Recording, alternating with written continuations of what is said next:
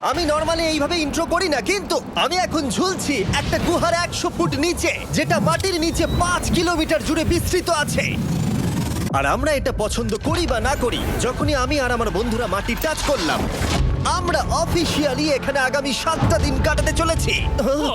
বাবারে, এটা আমার জীবনে করা সবথেকে ভয়ঙ্কর জিনিস। প্রথমত, আমাদের এখন এখান থেকে অনেকটা দূরে যেতে হবে। কেন? যদি ঝড় বৃষ্টি হয় তাহলে এই পুরো জায়গাটা জলে ভরে যেতে পারে, আর সমুদ্রের মতো ঢেউ এসে সবাইকে ভাসিয়ে নিয়ে যেতে পারে। সেই জন্য আমাদের আরো ভিতরে যেতে হবে একটা বেস ক্যাম্প বানানোর জন্য। ভাই এটা পুরো পাগলাম। এটা একটা অন্য জগৎ মনে হচ্ছে। এই কেভ এন্ট্রান্সটা হয়তো দেখতে সুন্দর, কিন্তু দেখে যা মনে হচ্ছে আসলে তা নয়। আর আমরা হয়তো জানি না যে আগামী 7টা দিন আমাদের জীবনের সব থেকে কঠিন সময় হতে চলেছে।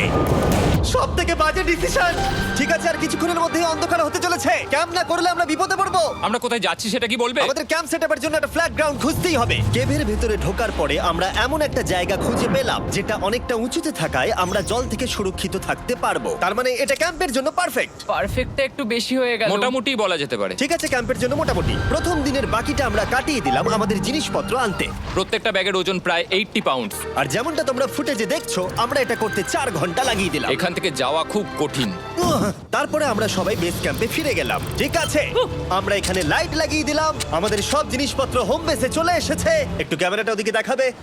ওদিকটা কিন্তু ভয়ানক অন্ধকার, আর সবসময় এরকমই থাকবে। তাই আমরা ক্যাম্পিং গ্রাউন্ডের জন্য খুব বেশি কিছু করতে পারলাম না। কটা ফুটো করে দড়ি টাঙিয়ে দিলাম। এটা ধরো আর ওঠো দেখি। মনে হচ্ছে আমাদের হ্যামকগুলো ভালোই সাপোর্ট পাবে। আর তারপরে আমাদের সার্ভাইভাল গাইড জোয়ের সাহায্যে আমরা হ্যামক টাঙালাম। এই সরু দড়িটা আমার হ্যামকটাকে ধরে রাখবে। হ্যাঁ। ডিনার খেয়ে আমরা প্রথম রাত্রি ঠান্ডার জন্য তৈরি হলাম। আমি মিথ্যে কথা বলবো না, আমি যতটা ভেবেছিলাম তার থেকে এই হ্যামকটা অনেক বেশি কমফোর্টেবল। এই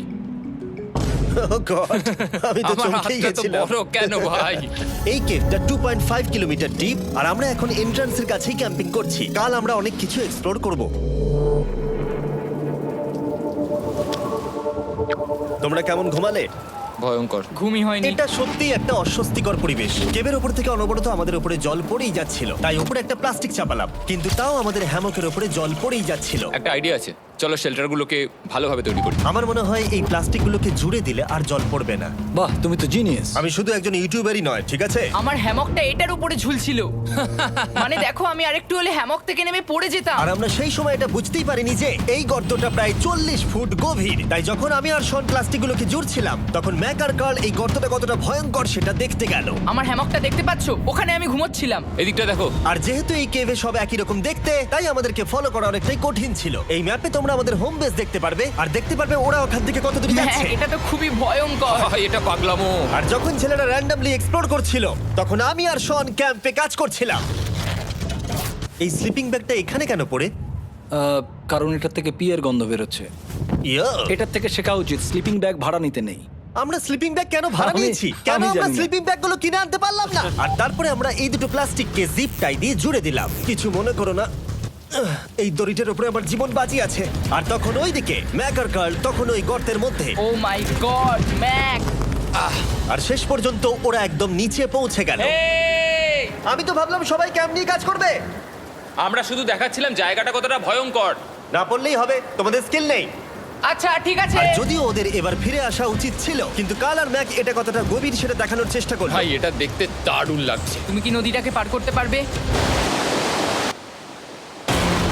কিন্তু ওরা এটা জানে না যে এই রিভারটা এই কেভের গোটাটাই জুড়ে আছে। তার মানে এর মধ্যেও আমাদের কিছুটা সময় কাটাতে হতেই পারে। ওই তো ওরা এসে গেছে। এসো। তোমরা রান্না করে রেখেছো তো? হ্যাঁ, রান্না করেছি। ঠিক বলেছ। একটা নতুন বাড়ি, ঠিক বলেছি তো? একদম। এখন আমাদের একটা ছাদ আছে। আর এটা তো দারুণ। জিমি রান্না বেশ ভালোই আর করেছে। আমরা আমাদের ফায়ার পিটটাকে এই সুন্দর জায়গাটাতে নিয়ে এসেছি। জায়গাটা কেমন? বেশ গরম। আরামদায়ক। এই পাথরগুলো গরমটাকে ধরে রাখবে এবং ওপর থেকে যে পি পড়ছে সেগুলোকে আটকে দেবে। ওটা পি নয়। তাহলে ওটাকে কি বলবো? যদি জানি না, হয়তো বৃষ্টির জল হবে বা না, এটা বৃষ্টি নয়, না, পাথর মানে ইয়ে তুমি- করছে। এই একটু উপরে দেখাও। তুমি মেঘ দেখতে পাচ্ছো? পাথর দেখা যাচ্ছে। এটা বৃষ্টি নয়, রক পি। Rock P. ঠিক আছে রক পি। ঠিক আছে, এটা রক পি। আর একটা শুকনো রাত ঘুমিয়ে কাটাবার পরে আমরা ঠিক করলাম জো আমাদের সার্ভাইভাল এক্সপার্ট, তাকে নিয়ে আমরা কেভের শেষ প্রান্ত অব্দি যাব। Cave, cave! Cave, cave, cave! Cave. Cave! দেখা যাক আমরা কেভের কতটা গভীরে যেতে পারি। তোমরা কিন্তু মনে রাখবে আমরা সবেমাত্র কেভের এন্ট্রান্সের দিকেই আছি, আর আমাদের ইচ্ছা এই কেভের শেষ প্রান্ত অব্দি যাওয়া, অবশ্যই না মরে গিয়ে। ও মাই গড, এটা তো খুবই স্টিফ। আরে এটা তো সবে শুরু। আমরা কেভের আরো গভীরে এসেছি। তোমরা সবাই সাবধানে আসবে। এটা খুবই ছোট জায়গা, আমার মনে হয় না এখান থেকে আমি যেতে পারবো। কেভ এক্সপ্লোরের ইন্টারেস্টিং জিনিসটা হলো যা হোক করে আমাদের এই ছোট্ট ফাঁকগুলোর মধ্য দিয়ে এগিয়ে যেতে হবে। ও মাই গড, খুব ছোট জায়গা। আর তারপরেই খুব বড় একটা জায়গা আসবে, সেটা এতটাই বড় যে কিছু না দেখতে পাওয়ার জন্য এটা করতে হলো। ও মাই গড! এবার আমি সব দেখতে পাচ্ছি, এটা দুর্দান্ত। এটার তো অনেক আলো। ভাই জায়গাটা কতটা সুন্দর দেখো। বাপরে কি আলো, আমি তো তাকাতেই পারছি না। আমি তো অন্ধ হয়ে যাব মনে হচ্ছে। এ বাবা, এটা কি হলো? আমরা বোধহয় ঠিক মতো এটাকে ব্যবহার করতে জানতামই না। চলো এগিয়ে যাই। আর তাই আমরা এগোতে থাকলাম। এই যে এই জায়গাগুলো, এগুলো খুব ভালো ধরার এখানে? জায়গা। এগুলো ধরে এখান থেকে পা ঘুরিয়ে চলে আসতে পারবে। এইভাবে কি? হ্যাঁ, একদম পারফেক্ট। জো সব থেকে ভালো কেভ গাইড। এভাবে কেউ গাইড করতে পারবে না। ঠিক আছে, এইবার ব্যাপারটা ইন্টারেস্টিং হবে। কি? এটা কি? এখান থেকে আমাদের ওয়েট শুট পরে সাঁতার কেটে যেতে হবে। গতকাল ম্যাক আর কার্ল এটা নিয়ে মজা করছিল, কিন্তু এই কেভে আমাদের পরের অ্যাডভেঞ্চারটা ছিল একটা প্রায় জমে যাওয়া নদীর মধ্যে। ও মাই গড, এটা তো পাগলামি! তার মানে আমাদের ওয়েট শুট পড়তেই হবে যাতে আমাদের হাইপোথার্মিয়া না হয়। আমরা এটা কেন করছি? এই এক্সপেরিয়েন্সটা তো জীবনে একবারই হবে। এটা করলে হয়তো আর নাও বেঁচে থাকতে পারি। আমাদের এই কেভের শেষে পৌঁছতে হলে আমাদের এই নদীর মধ্য দিয়ে, এই ছোট্ট ফাঁকগুলোর মধ্য দিয়ে সাবধানে ধীরে ধীরে এগিয়ে যেতে হবে। আস্তে আস্তে নামো, স্রোতের কারণে পা পেছনে টানতে পারে। ঠিক আছে, আমি তাহলে নামছি। তুমি ওই দেয়ালগুলো ধরে ধরে এগোতে থাকো আস্তে এটা তো আস্তে। খুব ঠান্ডা। তুমি পারবে জিমি। জানি না এখানে ঢুকতে পারবো কি না। জিমি, এবার তুমি জল থেকে উঠে দাঁড়িয়ে পড়ো। এটা সত্যি একটা পাগলামি। এখানে কি ঠান্ডা!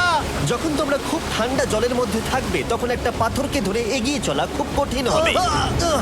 ও মাই গড, এটা সত্যি পাগলামি।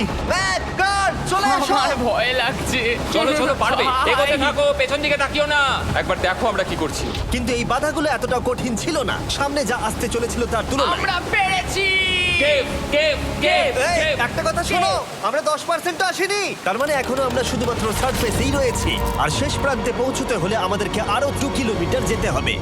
আর শেষ প্রান্তে পৌঁছতে হলে আমাদেরকে আরো 2 কিলোমিটার যেতে হবে। যেরকম তোমরা দেখতে পাচ্ছ এখানে 24/7 বৃষ্টি হয়, তাই আমি একটা আড্ডা মারার জায়গা তৈরি করেছি যেখানে আমরা কেউ ভিজবো না। আমি ভাবছি আমি যদি এটা না বানাতাম তাহলে কি হতো। আমি নিশ্চিত যে ওদের একটা ভেজা পাথরের উপর শুতে হতো। আমাদের ক্রমাগত এগিয়ে যেতে হবে এবং শরীরটাকে ভিজে রাখতে হবে। ঠিক আছে। নইলে আমাদের শরীরের তাপমাত্রা কমে এটা যাবে। এতটা কঠিন কেন? সব থেকে বাজে ব্যাপার হলো আমরা যতটাই দিকে এগোবো ততটাই আমাদের পিছন দিকে ক্যাম্পে ফিরতে হবে। আমাদের পরের বাধাটা হয়তো জলের মধ্যে নয়, কিন্তু তার মানে এটা নয় যে সেটা সহজ হবে। আরে এটা কি মাকড়সার জাল? কিন্তু আমি মাকড়সা দেখতে পাচ্ছি না। তার কেন? মানে ওটা আমাদের উপরে আছে। আরে তোমার গায়ে। আমার বন্ধুরা বলতে বাজে।